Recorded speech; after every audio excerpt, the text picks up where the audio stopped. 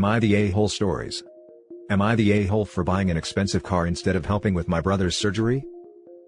I, 27 male, lived with my chronically sick brother and my parents. I took over his care while they worked. I handled chores/worked a job, although my parents thought it was wrong, because I wasn't focusing on my brother's care. I was doing well in school but I started failing classes.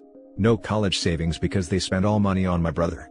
I ignored my self-care and wasn't eating healthy because they only cooked for my brother. At 16, I was diagnosed with diabetes. My parents thought that was my fault. I was told to continue to care for my brother and work to pay for my medication, because they said they didn't need to deal with my condition on top of everything else. And then I failed at school eventually. CPS was called, but found nothing because my parents were aware. I ended up getting kicked out of the house at 17, because it was my fault CPS came. They chose my brother to take care of and didn't want to deal with me. I worked extra jobs here and there, lived with my then girlfriend, now wife. At 20, we had our firstborn. I tried to reach out to my parents, and let them meet my family despite what they've done, but they blamed me for those decisions. Getting married and having a baby was my fault also, and said, I shouldn't be a dad because I was irresponsible and ignorant. I cut contact permanently. I started getting lucky. I now work in a better field, no degree though, and I earn decent money. Then we had our second baby in August. Whoops, that too was my fault. My parents' words pop in my head whenever I look at my kids, and I begin to question myself. I always feel like I'm not doing enough. My dad reached out to my wife and took my number, that's another story, and contacted me. He got me to listen despite not wanting to. He told me my brother needs a surgery and asked for help. He insisted on meeting with me, but I refused. He sent people to talk, but I refused to meet them. Last week, I went to see him and I told him that I'm not obligated to help. That I'm still dealing with my own condition that was ignored by him. That I do have money, but I wanted to buy a car with it instead. Saved up money to buy a car I really like, and I felt good, not gonna lie. He and my uncle started guilting me for buying an expensive car and refusing to help. A relative posted on FB, talking about me buying an expensive car and leaving my parents to struggle. My number was given to everyone, and they kept shaming me. My argument with dad got worse that I had to yell at him again. Just want to tell you about my uncle. He's a hypocrite. He ignored me for years. Even when I got sick, that didn't matter. He made things worse by dumping his issues on my family. Now he acts like he's a decent guy who goes to church regularly. Now for the top comments. Not the a-hole. Your parents neglected you for their other son. That is not good parenting. I'm glad you lived your own life, and met someone great to spend your life with. If you give them the money, they won't thank you anyways. Live your own life and forget them. Focus on your wife and 2 kids. I'm sure you are, and will be a great dad. Don't listen to what others say. They don't know the whole story. Don't feel guilted into it, they were not there for you. I doubt they will in the future either. How do parents think they can neglect and kick your child at 17, then expect their help later in life? This is such a mystery to me. Act horribly and expect kindness? Not the a-hole. They neglected you in favor of your brother. I understand wanting to take care of the sick child. However, that does not mean you neglect the other one. I was doing well at school but I started failing classes. No college savings because they spent all money on my brother. I ignored my self-care and wasn't eating healthy because they only cooked for my brother. At 1 I was diagnosed with diabetes. My parents thought that was my fault. I was told to continue to care for my brother, work to pay for my medication because they said they didn't need to deal with my condition on top of everything else, and I failed at school eventually. CPS was called, but found nothing because my parents were aware. I ended up getting kicked out of the house at 17 because it was my fault that CPS came. All of this right here was more than enough reason for you to cut contact the first time.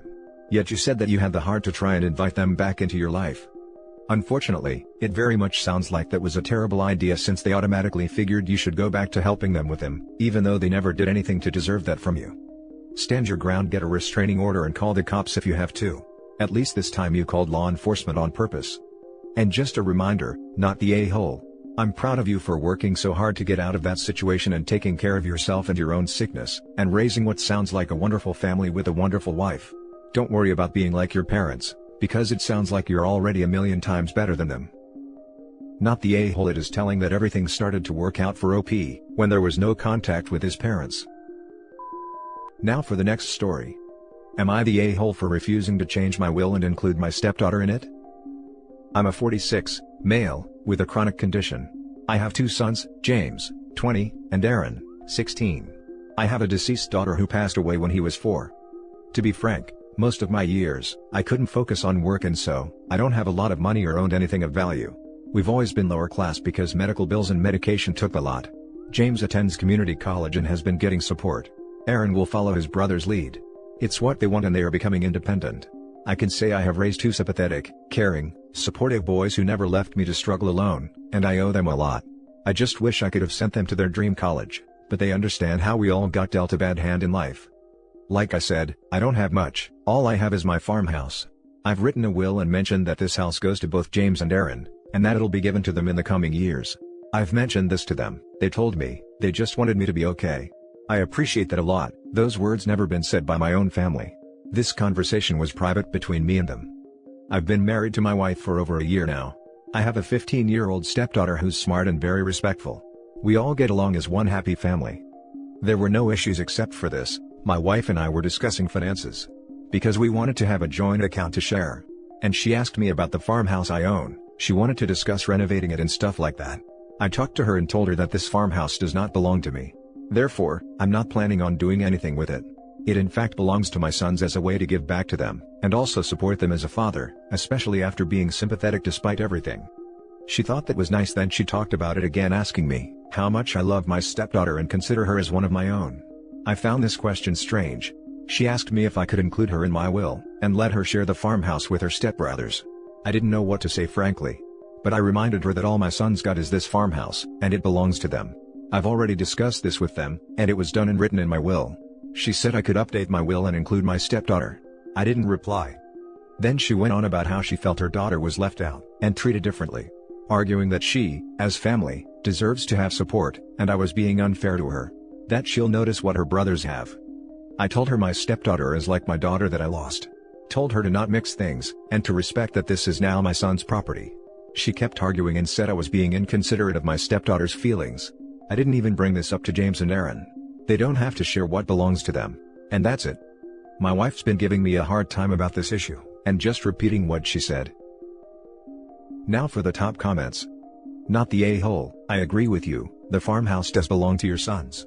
Your will was decided before you met your wife and stepdaughter, and I actually find it a little concerning that your wife is being so pushy about your will. And I feel like it's somewhat unlikely that this 15-year-old is going to her mom, constantly bemoaning how unfair it is that she doesn't get a slice of the house.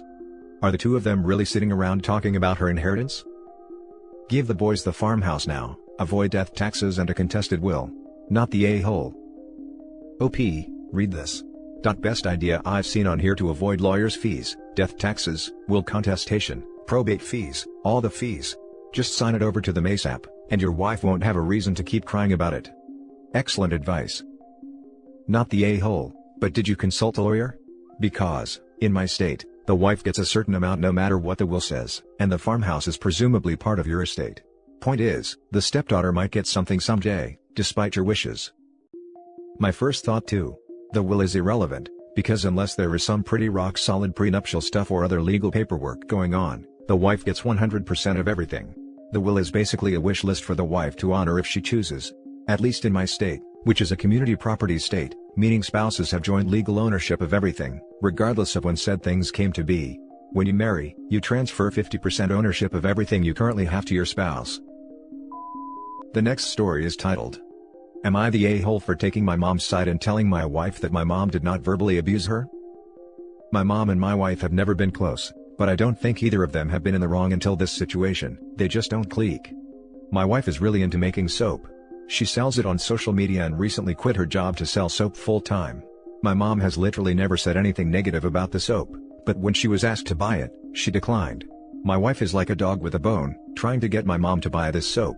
She asks her every time we see her, and when my mom declines, my wife starts listing the virtues of the soap and trying to force my mom to smell it.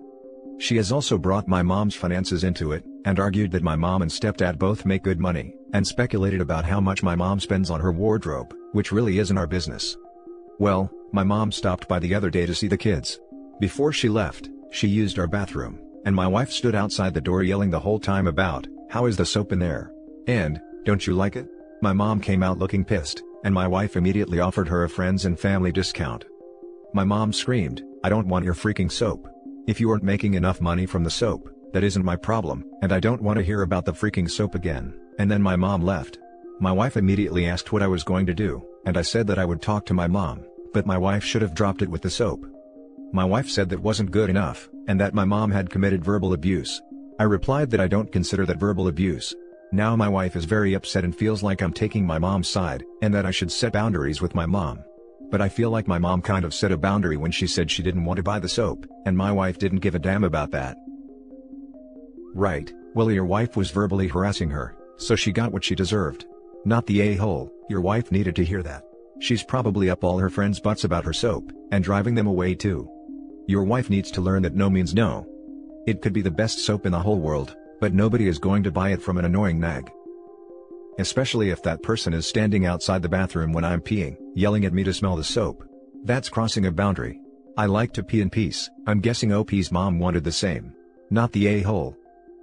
You're the a-hole for not stopping your wife from harassing your mother over the soap earlier. NTA for taking your mom's side though. Exactly. He should have gotten involved way before it got to this point. Not the a-hole. So your wife can make soap. She should learn how to sell it. Spoiler alert, it's not by irritating people into submission. If she sells it at a farmer's market, does she chase people screaming at them to buy soap? Ahaha. That mental image I got was priceless. I can imagine a lady at a farmer's market, chasing people around and shouting, "Doesn't it smell nice?" The last story is titled, "Am I the a-hole we kicked my husband's cousin out?" Where do I begin? I can't give all details or this would be crazy long. I guess a little backstory. My 30 female husband, 35 male, and I have been together 3.5 years and just got married in September. We have 2 girls. I work from home and take care of the kids, and my husband works 4 p.m. to 2 a.m. For 2 to 2.5 years, we have been taking in my husband's family or friends that needed a place to stay for a while. Things are obviously stressful with COVID, and everything else going on in the US right now. My husband's cousin, HC, 36 male, moved down to Georgia from Chicago area the end of July, to work as an audio engineer for some up-and-coming names in the rap industry. They had a deal to pay for some of his bills and give him a place to stay.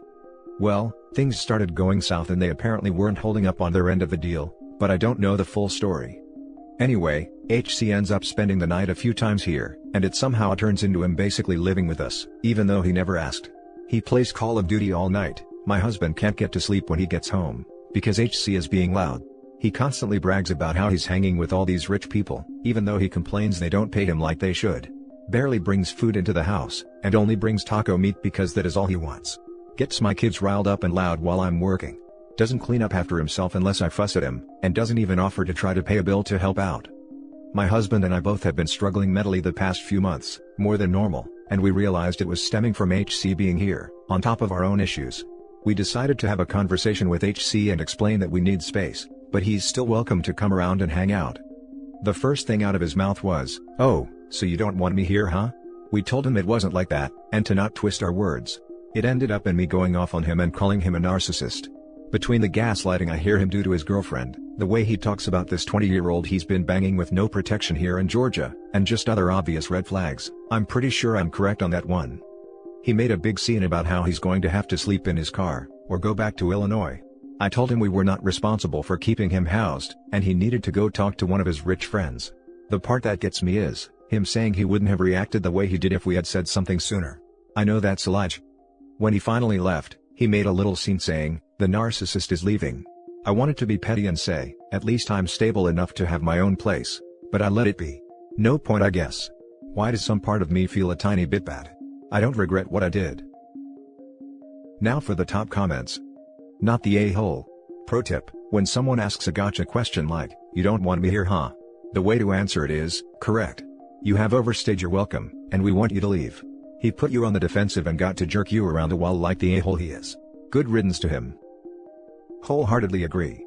Some people cannot help themselves and think that they are the center of the universe, and how everyone wants to be at their beck and call. The cousin tried to spin the narrative, and put OP on the defensive when he said "You don't want me here." You have to take control of the situation and answer, "No." Not the a-hole. He took advantage of your generosity and acted like a nuisance, and then tried to play victim when you put your foot down. Play stupid games, win stupid prizes. He can sleep in his car. Not the a-hole. People who are narcissists will do everything in their power to make you feel bad so that they get their way. From what I can gather, you and your husband seem like good people who were trying to help a family member. However, they took advantage of that from what it seems. At the end of the day, you have to do what is right for you and your family. And that's it for this video guys. If you have thoughts to share, leave a comment below. Don't forget to hit like and subscribe if you like this content. I'll catch you in the next one. Good day everyone.